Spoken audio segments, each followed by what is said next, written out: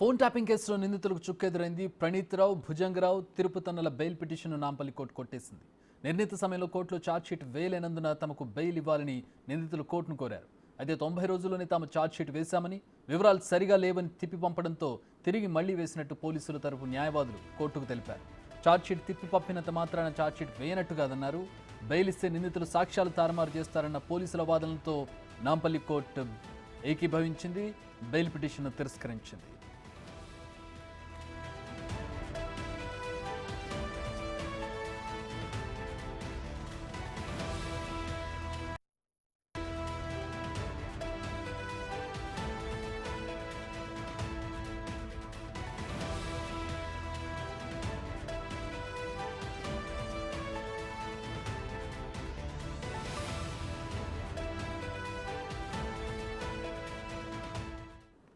మా associate input editor Nagesh join అవుతున్నారు. దీనికి సంబంధించి మరిన్ని వివరాలు తెలుసుకున్నాం. నగేష్, అఫ్ కోర్స్ ఇది ఎక్స్పెక్ట్ చేసింది. మొన్న ఎవిడెన్స్ అంతా కూడా టెక్నికల్ ఎవిడెన్స్ అంతా కూడా, సపోర్టింగ్ ఎవిడెన్స్ అంతా కూడా ఇవ్వడం, ఛార్జ్షీట్ అదనపు ఛార్జ్షీట్ వేయడం, దీంతో బెయిల్ రాదనుకున్నాం. ఏంటి ఈరోజు ఎలాంటి వాదోపవాదాలు జరిగాయి కోర్టులో? ఎందుకంటే ఎక్స్పెక్ట్ చేసిందే, కానీ ఇందులో కీలక నిందితుడు ఫోన్ ట్యాపింగ్ సంబంధించిన సూత్రధారి మాజీ ఐజీ ప్రభాకర్ రావు ఇంకా అమెరికాలోనే ఉన్నారు. నిన్న 26 తారీఖు రోజు వస్తానని చెప్పి ఇక్కడ పోలీసులకు తెలిపారు. కానీ ఇప్పటికి వరకు అతని జాడ లేదు, పత్త లేదు. 27 తారీఖు డేట్ కూడా దాడింది.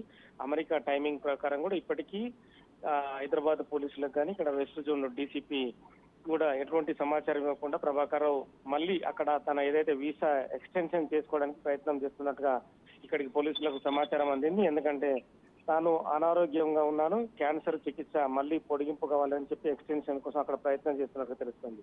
సో అక్కడ ఆ విషయం అట్లా ఉంటే ఇక్కడ మాత్రం నాంపల్లి కోర్టులో తెలివిగా వీళ్ళు ముగ్గురు, ప్రణీత్ రావు, భుజంగరావు, తిరుపతన్న మ్యాండేటరీ బెయిల్ కోసం పిటిషన్ దాఖలు చేశారు. కానీ ఎక్కడ కూడా మ్యాండేటరీ బెయిల్ ఇవ్వడానికి అవకాశం లేదని చెప్పి కోర్టు తెలిపింది. 2 సార్లు ఛార్జ్ షీట్ ని కోర్టు వెనక్కు పంపిన నేపథ్యంలో మాకు బెయిల్ కావాలి, ఇప్పటికి కూడా పోలీసులు ఆధారాలు సేకరించకుండా తాత్సారం చేస్తున్నారని చెప్పి నిందితులు బెయిల్ పిటిషన్ల వాదనలు జరిపారు. కానీ పోలీసులు మాత్రం ఈ కేసు కీలక దశలో ఉంది, నిందితులకు బెయిల్ ఇస్తే కనుక సాక్ష్యాలు తారుమారు చేసే అవకాశం ఉందనేది కూడా కోర్టు ముందుకు తీసుకొచ్చిన పరిస్థితి. వీళ్ళ వ్యవహారమే కాక ప్రభాకర్ రావు కనుక ఖచ్చితంగా హైదరాబాద్ కు రావాల్సింది. ప్రభాకర్ రావు రాకుండా వీళ్ళు మ్యాండేటరీ బెయిల్ పిటిషన్ కోసం ఇక్కడ ఈ పిటిషన్ దాఖలు చేస్తున్నారు.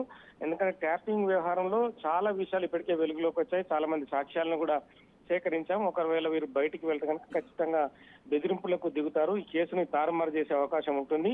ఇంకా వేరే రకాలైన కోణాలను కూడా తీసుకొచ్చి కేసుని వీక్ చేసే అవకాశం ఉందని కూడా కోర్టుకు తెలిపిన పరిస్థితి. ఈ క్రమంలోనే వాళ్ళ ముగ్గురు బెయిల్ పిటిషన్లు తిరస్కరించారు. ఈ తదుపరి ఈ కేసులో ప్రభాకర్ రావు పైన దృష్టి పెట్టే అవకాశం కనిపిస్తుంది. ఇప్పటికే బ్లూ కార్నర్ నోటీసు జారీ అయిన తర్వాత రెడ్ కార్నర్ కోసం ఇప్పటికే తెలంగాణ సిఐడి ప్రయత్నం చేస్తుంది. సిబిఐకి సమాచారం ఇచ్చిన తర్వాత ఇప్పటికే లుకౌట్ నోటీసులు ఉన్నాయి. తదుపరి రెడ్ కార్నర్ నోటీసు జారీ చేసి ప్రభాకర్ రావుని అమెరికా నుంచి ఇండియాకు రప్పించడం కోసం తీవ్రంగా ప్రయత్నం అయితే కొనసాగుతుంది. All right, thanks for the updates Nagesh.